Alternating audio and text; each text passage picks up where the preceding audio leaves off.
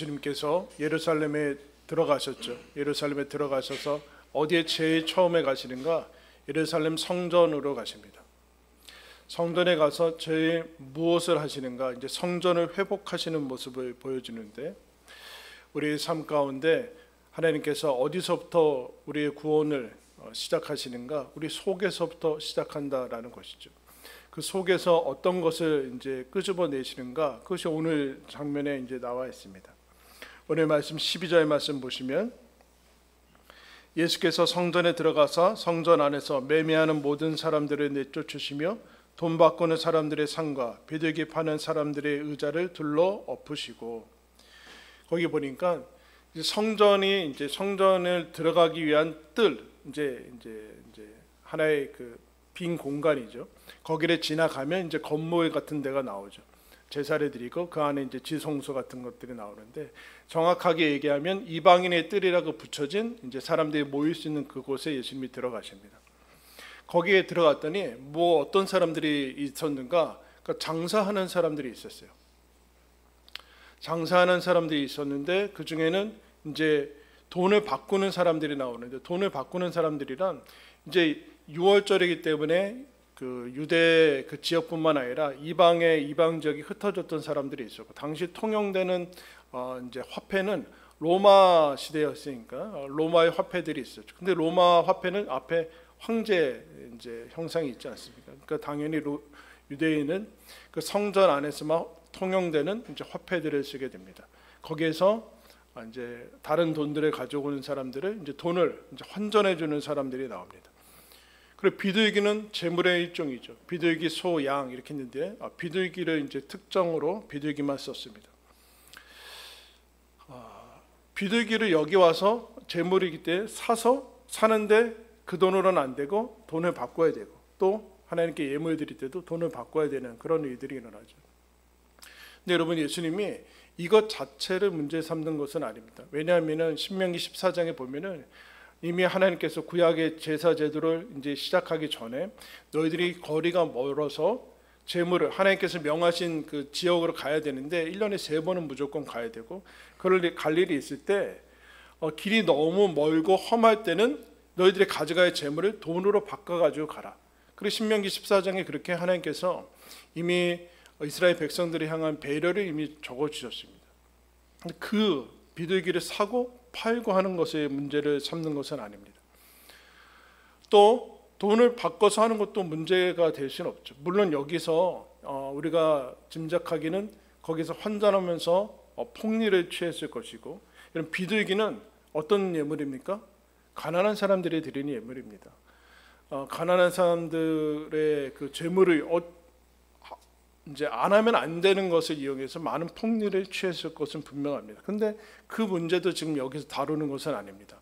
예수님이 이 사람들을 다 둘러 엎으시고 이전과는 다른 모습을 보이신 이유를 그 13절에서 이렇게 설명해 줍니다. 그들에게 이르시되 기록된 바 내 집은 기도하는 집이라 일컬음을 받으리라 하였거늘 너희는 강도의 구려를 만드는도다 하시리라. 너희가 지금 하는 것은 강도의 짓이나 마찬가지다. 지금 그 얘기를 아주 심하게 여러분 얘기를 해주는 것을 봅니다. 매매하고 장사하고 거래가 이루어지는 그 성전은 그런 곳이 아닌데 너희들은 지금 그런 곳으로 만들어가고 있다. 이 도둑의 소굴이라는 것은 예레미야 7장의 말씀을 예수님이 인용한 건데, 예레미야 7장에 이렇게 되어 있습니다. 너희는 이것이 여호와의 성전이라 여호와의 성전이라 여호와의 성전이라 하는 거짓말을 믿지 말라. 그 예레미야한테 하나님이 시키세요. 그 성전 앞에 서서 들어가는 사람들한테 여기는 여호와의 성전이 아니다. 어렵죠? 여기는 여호와의 성전이 아니다. 그렇게 외치면서 더 이렇게 얘기를 해요. 너희가 도둑질하며 살인하며 간음하며 거짓 맹세하며 바알에게 분향하며 너희가 알지 못하는 다른 신들을 따르면서 내 이름으로 일컫는 이 집에 들어와서 내 앞에 서서 말하기를 우리가 구원을 얻었나이다 하네. 이 모든 가증한 일을 행하려 함이로다. 내 이름으로 일컬음을 받는 이 집이 너희 눈에는 도둑의 소길로 보이느냐? 보라, 나 곧 내가 그것을 보았노라. 여호와의 말씀이니라. 무슨 얘기일까요? 밖에서는 하나님하고는 상관이 없이 사는 사람들이죠. 그러니까 하나님의 사람은 아니에요. 근데 이스라엘 사람이죠. 근데 이 성전에 들어와서는 어떻게 생각하는가? 우리가 구원을 받았습니다. 우리가 구원의 확신이 있습니다. 뭐 이렇게 얘기해요. 하나님하고 밖으로는 아무런 그 실제 생활에는 하나님과 끊어져 있는 사람들인데 겉으로는 유대인이고 제사를 드리고 그러니까 본인은 구원을 받았다라고 생각하는. 그때 주님께서 뭐라고 하시는가? 여기가 범죄자들이 모이는 곳으로 생각하느냐? 여기에 모이면 너희들이 범죄가 안전할 것이라고 생각하느냐? 이런 거죠. 예수님이 이 말씀을 인용하면서 유대 이 예레미야부터 지금까지 계속되어 오는 것은 무엇인가? 종교를 그러니까 종교로 타락해 버린 거예요, 신앙이. 그럼 기독교는 종교가 아니죠. 원래 우리의 본분이고 하나님께서 주시는 그 회복으로 찾아가는 것인데, 그러니까 기독교를 가장 위협하는 것은 사실은 종교예요. 종교는 어떤 것인가? 사람들이 자기의 소원을 받는 하나의 시스템이죠. 내가 소원이 있는데 그것을 받아내야 되는데 하나의 견고한 시스템과 제도를 만들어낸 것이 이런 종교입니다. 거기에 반드시 필요한 것이 초월적인 이벤트죠. 여기 유대교에서는 하나님께서 원래 명하신 제물과 제사를 드려야 되고 뭐 이제 돈 바꿔서 어떤 일들을 해야 되는 것이 있습니다. 하나의 의식들이 분명히 있죠. 의식. 오늘날 현대에서는 아주 잘 기획된 공연같이 의식이 지어져. 그래서 오감과 모든 감각적인 것을 다 동원해서 어떻게든 회중을 감동시키려고 하는 잘 짜여진 공연들이 이루어지고 있습니다. 모든 목적은 한 가지입니다. 그들을 만족시켜주는 것. 하나님을 만족시키는 것이 아니라 그들이 만족하고 내가 만족하고 내 소원을 이루는 것. 그 하나의 매뉴얼을 갖는 거죠. 이것을 예전에는 자판기 신앙이라고 했습니다. 여러분 아시죠? 동전 몇 개 넣어서 빵 누르면 바로 나오는 거. 거기에 인격이나 그런 것은 필요 없어요. 오늘날에는 키오스크겠죠. 키오스크. 겁나요. 키오스크. 사람 있으면 이게 너무 힘들어. 키오스크에 거기 매뉴얼 그냥 누르는 대로 나오게 돼 있어요. 사람은 이런 법칙을 선호합니다. 재물 갖다 바치면 내 죄가 없어지고 그 다음에 복 받고 돈 주고 원하는 것을 얻는 거. 이 종교로 이제 이 타락해버리는 하나의 시스템으로 변경된 것을 예수님이 갈아엎으십니다. 성전을 왜곡시켰다. 여러분 이거는 밖에서 이루어지는 것에 대해서 근데 너희들이 이것을 성전 안으로 끌어와서 성전 자체가 가지고 있는 메시지를 버렸다. 성전에 여러분 매매하고 거래하고 그런 종교적인 의식을 통한 시스템은 있는데 그런 것은 의식도 있고 제사도 있고 있는데 뭐가 없어요? 예수님이 이제 들어와요. 예수님이 없어요. 거기 하나님이 없죠. 신이 사실은 필요가 없어요. 왜요? 거래하는 매개체와 돈과 아니면 어떤 것들을 주면서 그 내가 원하는 소원들만 받으면 되는 거지 사실 하나님은 불필요해요. 사실 있는 게 불편해. 그래서 하나님의 것을 신이 나보다 능력도 많고 내가 원하는 것을 가지고 있는데 이것을 어떻게든 뺏어야 되는데 뺏어야 되는 방법들이 제사나 그런 것들이죠. 아니면 바알 신앙처럼 나와서 막 자해를 하던가 아니면 뭐 고행을 하던가 그런 식으로 해서 나한테 없는 것들을 하나님한테 뺏는 그런 식입니다. 그게 잘 안 되니까 밖에서는 자기 마음대로 사는 거예요.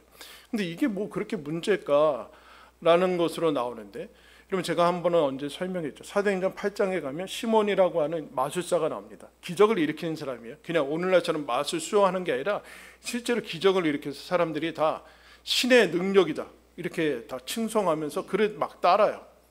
그러자 이제 사도행전에 하나님의 복음을 받고 예수 그리스도를 만났던 제자들이 이제 그곳에 가서 복음을 전하는데 빌립이라는 사람이 내려가서 하나님과 예수 그리스도의 이름을 전합니다. 하나님의 나라와 예수 그리스도의 이름을 전도해요. 그러자 사람들이 믿고 세례받고 그 중에 이 시몬도 세례를 받은 다음에 뭐라고 하는가? 전심으로 빌립을 따라대. 전심으로. 그런데 이 소식 이제 이 땅도 예수 그리스도를 믿었다라는 소식을 듣고 예루살렘 이제 거기에서 사도 베드로와 이제 사도들을 보냅니다. 가서 이제 베드로가 기도하니까 안수하고 기도하니까 성령을 받아요. 예수님은 이제 구원을 받는다라는 그런 뜻이죠. 구원을 받는다라는 뜻인데 구원을 받는 것을 보고 이 시몬이 돈을 가지고 와서 사도들한테 내면서 나한테도 내가 기도하는 사람들은 성령 받는 권능을 나한테 주십시오. 파십시오. 이렇게 얘기합니다. 근데 이 베드로가 이 얘기를 듣고 초신자니까 잘 몰라서 그러나 보다. 그러지 않고 이런 얘기를 합니다. 내가 하나님의 선물을 돈 주고 살 줄로 생각하였으니 내 은과 내가 함께 망할지어다. 대단히 심각한 얘기입니다. 너 돈과 함께 너는 망할 것이다. 그러면서 내 마음이 바르지 못하니 이 도에는 내가 관계도 없고 분기될 것도 없다. 그러므로 너의 이 악함을 회개하고 주께 기도하라. 혹 마음에 품은 것을 사하여 주시리라. 그럼 무슨 뜻일까요? 기도하라고 하고 있어요. 어떤 의식을 하라는 얘기야? 구술하라는 얘기입니까? 아니에요. 너는 지금 하나님하고 아무 상관이 없이 그 권능만을 받겠다는 거예요. 사도 베드로와 이런 사람들이 권능을 일으키는 것, 하나님과 연결된 하나님의 일을 그 사람들을 통해서 한다는 것인데, 너는 이 권능만, 너가 하나님도 필요 없고 사서 그 권능으로 네가 유명해지고 돈을 벌고 하는 이것밖에는 관심이 없다. 여러분, 이게 뭐가 잘못된 거? 우리는 너무 여기에 쩔어 있어서 뭐가 잘못된 건지 잘 몰라요. 근데 사도 베드로뿐만 아니라 예수님이 다 돌로 엎어버리시고 다 망한다라고까지 얘기하고 있어요. 왜 그럴까요? 여기서 여러분 성직 매매라는 사이먼이라는 단어가 납니다. 시몬, 사이먼이 돈 주고 성직을 살 수 있다. 이게 부패돼서 터진 게 종교개혁이잖아요. 종교개혁 때 면죄부가 뭡니까? 그거 돈 주고 구원을 살 수 있다는 거예요. 구원을 살 수 있다. 세상에 뿌리 깊은 방식이 지금 신앙 안으로도 들어온 거죠. 돈 주고 내 돈 주고 내가 산다. 즉 거기에는 하나님이 없죠. 신이 나한테는 돈이 필요한 거고 내가 원하는 것을 얻을 수 있다. 신은 제거해 버리는 게 편하죠. 거기에 하나님께서 분노하시고 다 엎어버리시고 다른 길을 내버리십니다. 그래서 오시자마자 성전에서 이 사람들을 다 내쫓으세요. 여러분, 청소의 1단계는 뭐예요? 버리는 거죠. 버려야지 돼요. 그러면서 매매, 거래, 장사가 아니라 여기는 무엇인가? 기도하는 집이라고 얘기하고 있어요. 이건 이사야 56장 말씀이 인용한 건데, 여러분 기도가 뭡니까? 여러분 기도하면 어떤 것이 떠올라요? 지루하고 힘들고 잡념이 떠오르고 졸리고 아니면 어떤 의식, 신앙이 좀 있거나 말을 잘하는 사람이 하는 의식으로 여러분 다가옵니까? 기도는 뭐예요? 대상이 있는 거죠. 대상과 살아있는 대상과의 교제고 관계, 사람과 얘기하는 것을 기도라고 하지 않아요. 살아계신 하나님과의 관계, 인격적인 단어고 교제라는 단어예요. 교제, 관계의 단어죠. 그러니까 너희들은 하나님과의 관계 없이 거래와 매매를 통해서 어떤 시스템을 만들어서 너희들이 원하는 것들 해나가고자 하는데, 하나님은 하나님과의 관계가 없습니다. 하나님과의 관계를 뭐라고 합니까? 믿음이라고 합니다. 믿음은 내가 믿었다라고 하는 확신이 아니라 하나님과의 관계가 믿음인데, 그 관계가 회복된 것을 뭐라고 그래요? 구원이라고 그래요. 구원은 내가 천국 가게 됐다라는 게 구원이 아니라 하나님과의 끊어졌던 관계가 회복된 것을 구원이라고 하고, 하나님께서는 그것을 믿음이라고 얘기해요. 믿음이다. 이해관계가 아니다. 이해에는 여러분 관계가 없습니다. 그 안에는 사랑이 없어요. 하나님과는 너희들은 갑을 관계가 아니다. 주고 빼앗고 하나님을 얼르고 달래고 잘 보여가지고 신이 가지고 있는 것을 빼내는 그런 작업이 아니다. 관계에는 사랑이 존재한다. 사랑이 존재해야 된다. 그러니까 묻는 거예요. 너희는 이해로 묶여 있느냐, 사랑으로 묶여 있느냐, 하나님과 어떤 것으로 묶여 있느냐. 그 얘기를 지금 하는 거예요. 신에게 잘 보여서 얼르고 덜러서 그 방법이 제사 드리는 거고, 아니면 이방 사람들은 무슨 부적 쓰고 무슨 뭐 굿하고 하는 거로 신에게 잘 보여서 신의 한을 풀어주고 무슨 그렇게 해서 하는 것으로 가느냐. 그게 종교인데 신앙은 그렇지 않다. 원래 그렇게 하기 위해서 제사가 도입된 것이 아니다. 제가 한국 영화를 이제 봤는데 그 장면에 이런 얘기가 나와요. 어떤 한 유치원에 해당하는 이제 아기가 있는데, 그 아기가 이제 한번 어릴 적에, 보통 어릴 적에 입양을 하는데, 입양은 보통 아기 때 하지 않습니까? 아기 때 입양했는데 한번 집에서 파양을 당해요. 그래서 조금 어린아이가 유치원이니까 아무도 데려가려고 하지 않는데 어떤 사람들이 어떤 부부가 아기가 없어서 아기가 생기지 않아서 입양하기로 선한 사람들이 입양을 하기로 합니다. 그래서 입양을 이제 하게 되죠.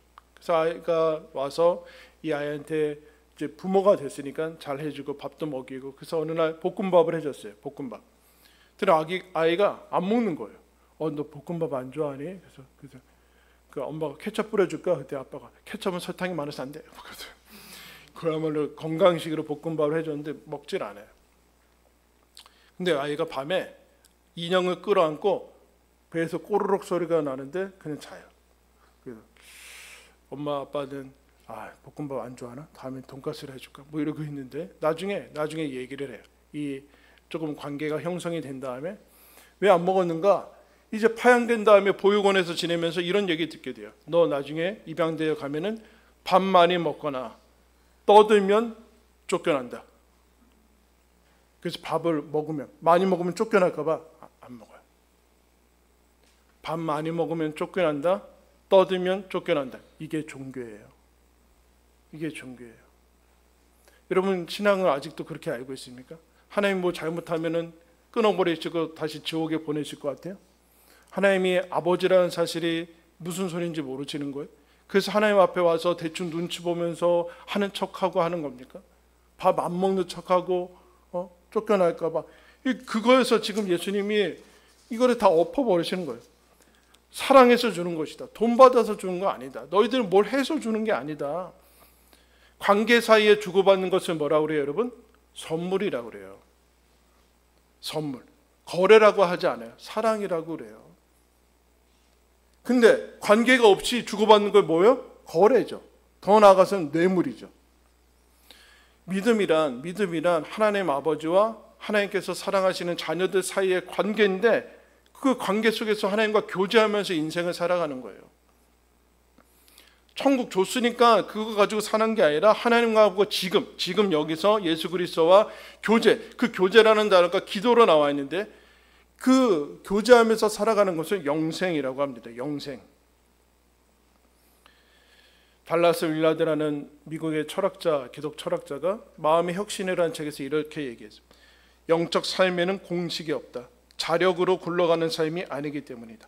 그 삶은 하나님과의 관계 속에서 이루어진다. 여러분 하나님을 제거하고 어떤 법칙을 잘 지키고 어떤 스스로 인내하면서 훈련을 잘 되면 돌을 닦는 거나 아니면 깨달아지는 게 기독교가 아니에요. 그건 종교죠. 그래서 여러분 기독교 신앙은 산속에서 혼자 완성되지 않습니다. 그럴 필요성이 있고 그럴 때가 있겠죠. 그러나 교회는 언제나 함께 가야지만 되는 거예요. 그걸 교회라고 얘기해요.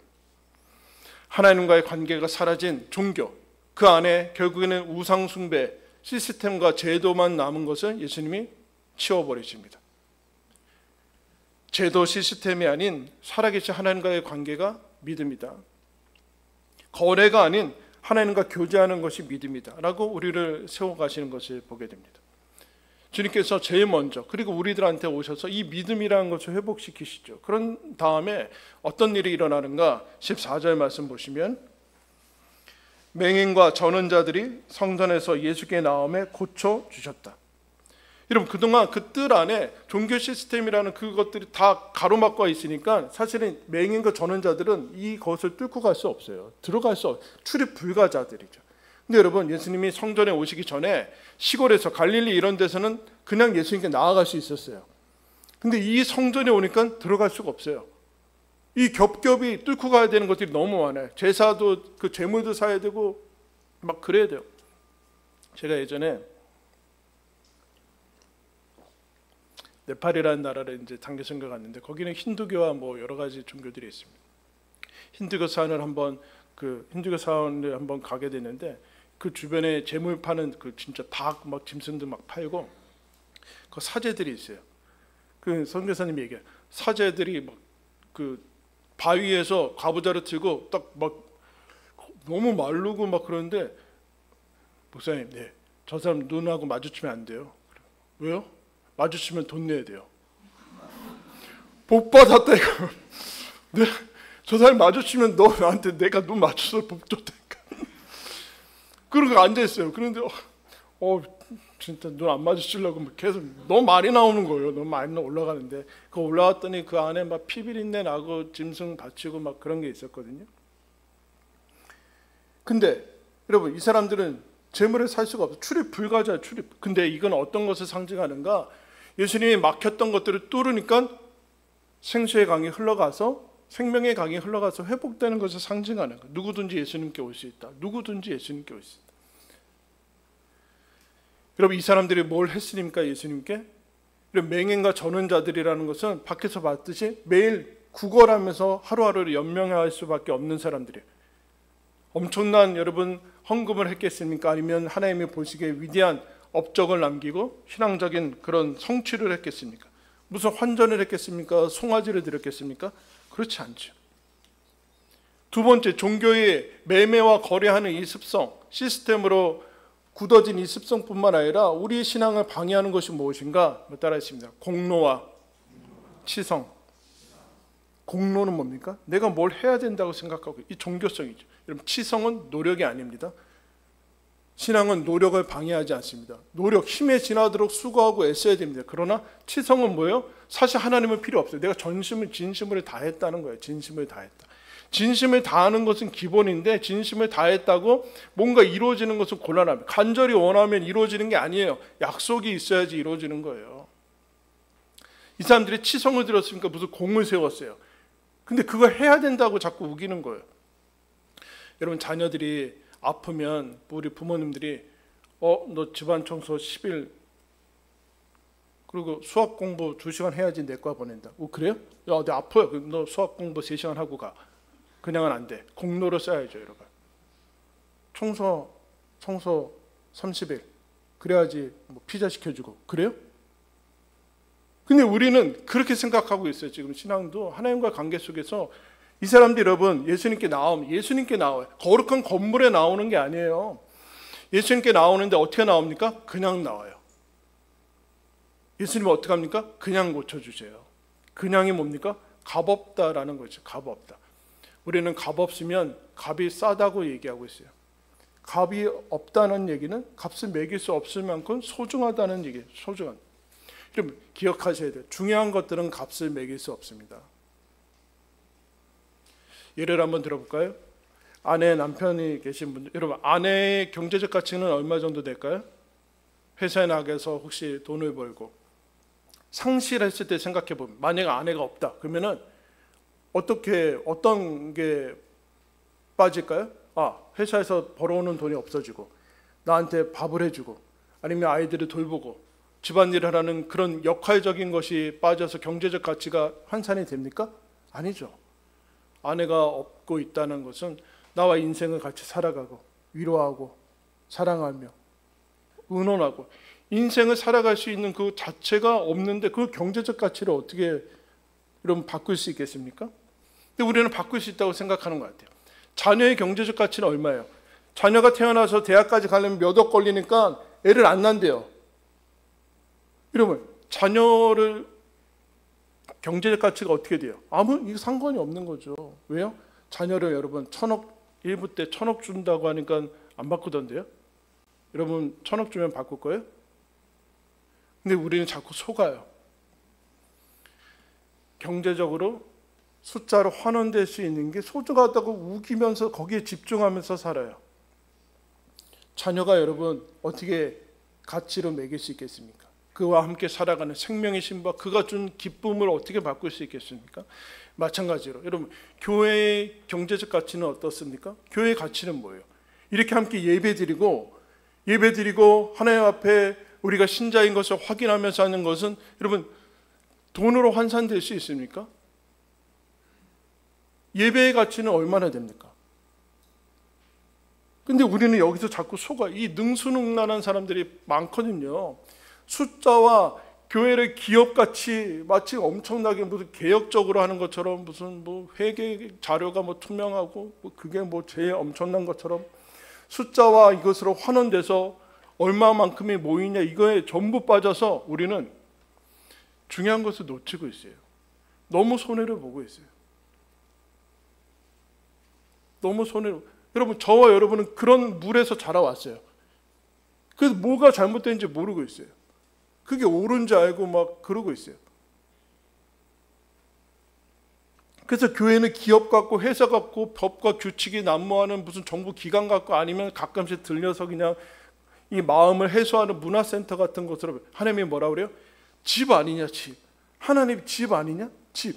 집이 어떻게 거기에 무슨 어떤 세상의 가치들이 들어와서 기준이 될 수 있느냐.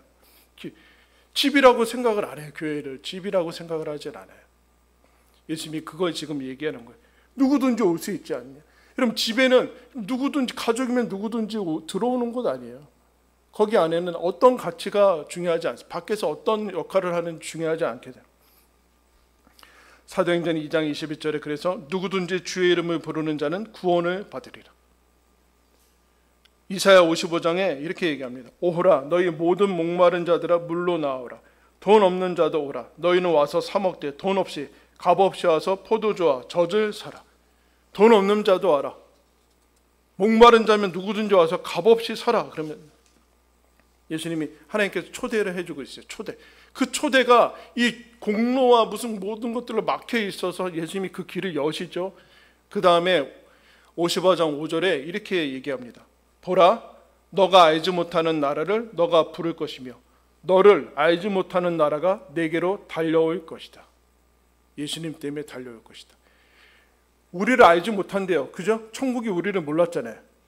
근데 알지 못하는 나라를 너가 부르게 될 것이고 너를 알지 못하는 나라가 너한테 달려올 것이다. 왜 그런지 아느냐? 여호와의 기름 부은 자로 말미암을 것이다. 예수님이 그 나라를 가지고 달려오시겠대요. 우리 앞에 펼쳐놓으시겠대요. 그래서 오늘 설교 제목이 나한테 달려오는, 내게로 달려오는 나라입니다. 예수님이 뭘 해야지만 겨우 기적적으로 엘리트들만 오는 게 아니라 예수님이 그 나라를 우리한테 가지고 와서 값없이 은혜로 그 길을 열어놓으세요. 그러니까 오라 그렇게 얘기해요. 장사꾼들이 물러가고 그러자 맹인과 전원자들이 치유받습니다. 다음에 대제사장과 어린아이가 대조되면서 나타나요. 장사와 기도 그리고 이 공로와 이 값없는 은혜가 대조가 되는데 그 다음에 15절 16절 보시면 대제사장들과 서기관들이 예수께서 하시는 이상한 일과 또 성전에서 소리질러 이르되 호산나 다윗의 자손이 하는 어린아이들을 보고 노하여 예수께 말하되 그들이 하는 말을 듣느냐. 예수께서 이르시되 그렇다. 어린아기와 젖먹이들의 입에서 나오는 찬미를 온전하게 하셨나이다 함을 너희가 읽어본 일이 없느냐. 대제사장과 어린아이가 나와요. 여러분 대제사장 서기관들은 누굽니까?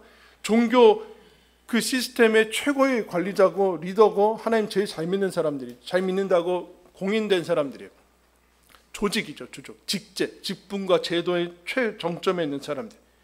근데 예수님이 성전을 정화하고 치유하는 모습을 보고 뭐라 그래요? 이상하다고 얘기해요. 여러분. 무섭지 않아요 여러분? 너무 오래돼서 마음이 굳어져서 예수님을 못 알아볼 뿐 아니라 당연한 것들을 너무 이게 왜 이런 짓을 하는 거야 이렇게 나오고 있어요.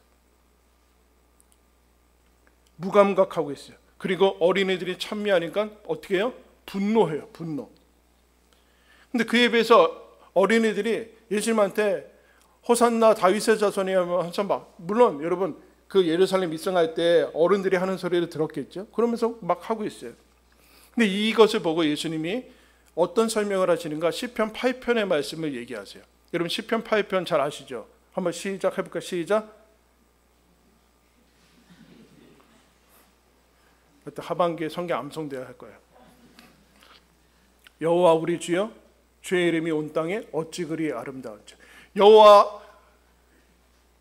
하나님이 창조하셨기 때문에 온 땅에 하나님의 이름이 가득하대요. 근데 그 다음에 우리가 알죠. 주의 손가락으로 만드신 해와 달들을 보니 너무 감사합니다. 사람이 무엇이기에 주께서 우리를 생각하시고 여호와 우리 이렇게 끝나는데 시편 8편에는 전혀 어울리지 않는 2절 말씀이 나와요. 주의 대적으로 말미암아 어린아이들과 젖먹이들의 입으로 권능을 세우시며 이는 원수들과 보복자들의 잠잠하게 하려 하심이라. 이거 왜 나오는 거지? 성경에서 걸리는 부분이 멈춰야 돼요. 별로 다 찬양과 창조를 찬양하는데 이게 왜 대적 원수들이 나오는 거예요? 이 원수는 그런 원수가 아니에요. 하나님이 온 땅에 창조하셔서 하나님의 이름이 가득 찼는데 그걸 못 알아보는 사람들이 원수예요. 근데 애들은 알아본다는 얘기예요. 애들은 알아본다. 어떻게 알아볼까요? 제가 얼마 전에 이렇게 탄천을 이렇게 이제 산책하고 걷는데 저기서 소리가 들리더라고요. 묵국이 이게 무슨 소리예요? 무슨 소리인지 알아요? 한 애기가 물고기, 탄천에 물고기 있잖아요. 물고기라고 막 그런 거예요. 옆에 있는 한 어른이 물고기 엄마도 아닌데 애는 여러분 그 소리 듣고 다시 물고기 여러분 그 발음이 안 되죠. 나중에 지나면 발음 될 텐데 근데 중요한 거는 애는 물고기 보고 막 신나가지고 막 뛰고 있는데 어른은 물고기라니까 하면서 막 우리는 어떻게 될까요? 탄천에 고기 보면 저 생태 교란종 베스 저 회도 못 먹는 베스 그러면서 가는 거 아니에요? 비둘기 보면 유해 동물 비둘기 꽃 피면은 꽃가루 날려서 알레르기 이렇게 되는 거예요. 그러니까 휴대폰 바꾸는 것처럼 눈도 한 2, 3년에 바꿔주셔야 되는데 눈의 문제가 아니죠. 율법과 제도와 교리와 경험과 돈과 힘과 모든 지위를 다 갖췄는데 예수님을 못 알아봐요. 그러면 어린이는 똑똑해서 알아봤다는 거예요? 어린이의 눈은 순수해서 알아봤다는 얘기입니까? 그 얘기하는 것이 아니에요. 어린이들은 당연히 못 알아보죠. 지식도 없고 하나님의 성경도 모르니까 당연히 못 알아보는데 어떻게 알아봤느냐? 그럼 앞으로 좀 가겠습니다. 마태복음 11장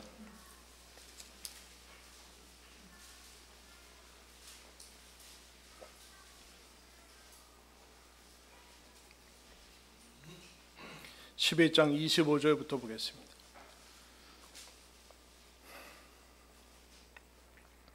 25절 그때 예수께서 대답하여 이르시되 천지의 주제이신 아버지여 이것을 지혜롭고 슬기 있는 자들에게는 숨기시고 어린아이들에게는 나타내심에 감사하나이다. 옳소이다. 이렇게 된 것이 아버지의 뜻이니이다. 내 아버지께서 모든 것을 내게 주셨으니 아버지 외에는 아들을 아는 자가 없고 아들과 또 아버지의 소원대로 계시를 받는 자 외에는 아버지를 아는 자가 없느니라. 여러분 아이들은 어떻게 알고 대제사장 지혜롭고 슬기 있는 엘리트들 종교의 전문가들은 왜 예수님을 못 알아봤대요? 누구나 다 알 수 없다. 다 알 수 없다. 근데 어린아이들은 어떻게 아는가? 알 수 없는 사람인데 계시를 받았죠. 하나님이 알려주셔서 그런 것이다. 나이의 문제가 아니죠. 베드로가 마태복음 16장에서 예수 그리스도를 가리켜 주는 그리스도시요 살아계신 하나님의 아들이라는 놀라운 신앙 고백을 합니다. 그때 예수님 뭐라고 그래요? 그것을 알게 한 이는 혈육이 아니요 하나님께서 너에게 알려주셔서 하는 것이다. 이게 계시예요. 여러분 이게 종교와의 갈림길이에요. 종교는 인간이 스스로 열심히 노력하고 깨닫고 공로를 쌓고 그러면 하나님께 닿고 신에게 닿고 구원을 얻을 수 있다고 가르쳐요. 근데 하나님은 그렇게 해서는 안 된다. 여러분 일본에 보니까 제자리에서 여기서 뛰어서 강대상 넘을 정도로 뛰는 사람 여기서 천정 막 닿는 사람이 있어요. 제자리에 뛰면 열심히 막 그래서 막 덤벨 몇십 킬로 들고서도 막 저기 뛰어요. 막 머리를 쿵쿵 찍고 너무 신기하더라고요. 여러분 열심히 연습하면 하늘에까지 닿을 수 있겠죠? 평생 점프만 열심히 하면은 하늘에까지 닿을 수 있어요? 그게 종교예요. 생각 속에서 가능하다고 우기고 있어요. 그건 원래 불가능한 거 아니냐. 하나님이 내려오셔야 된다. 내려오셔야 된다. 인간이 올라오는 것이 아니다. 이게 계시, 이게 신앙이고 계시의 핵심은 예수 그리스도예요. 예수 그리스도가 이 땅에 오셔서 성육신하셔서 우리 가운데 눈을 열어주셔서 믿게 해주셔서 보이는. 그래서 저와 여러분이 여기 앉아 있는 거예요. 우리가 똑똑해서 앉아 있는 게 아니에요. 남보다 열심히 있어서 앉아 있는 게 아니에요. 은혜를 받은 거예요. 은혜를 받은 거. 그래서 그 다음에 여러분 28절에 뭐라고 얘기합니까? 수고하고 무거운 짐진 자들아 다 내게로 오라. 내가 너희를 쉬게 하리라. 뭘 수고하고 무거운 짐진 자? 하늘에 닿아보려고 천국 한번 가보려고 선행해서 그래서는 못 간다. 이 수고한 무거운 짐진 자. 그런데 오래요. 오라고 하는 거 어떻게? 네 노력을 한번 열심히 해봐라 그런 뜻이에요? 아니죠. 내가 그 나라를 가지고 달려왔다. 내가 왔으니까 너도 와라. 바로 앞에 있다. 여러분 27절에서 28절 넘어오는데 50년 걸렸어요. 이게 무슨 연결인지 생각을 해야 될 거 아니에요. 연결이 어떻게 되냐? 예수님이 그거 가지고 왔다. 넘어오는 것은 쉬운 짐이다. 이렇게 얘기하는 거예요. 오라. 여러분의 속 안에는 어떤 것으로 작동하고 있습니까? 잘하면 벌 받고, 잘못하면 벌 받고, 잘하면 복 주고, 잘하면 밥 주고, 잘못하면 밥 굶기고 쫓아내고 하는 그런 신을 섬기고 있는 것입니까? 그래서 여기 와 있는 것입니까? 여러분 안에는 어떤 분이 계십니까?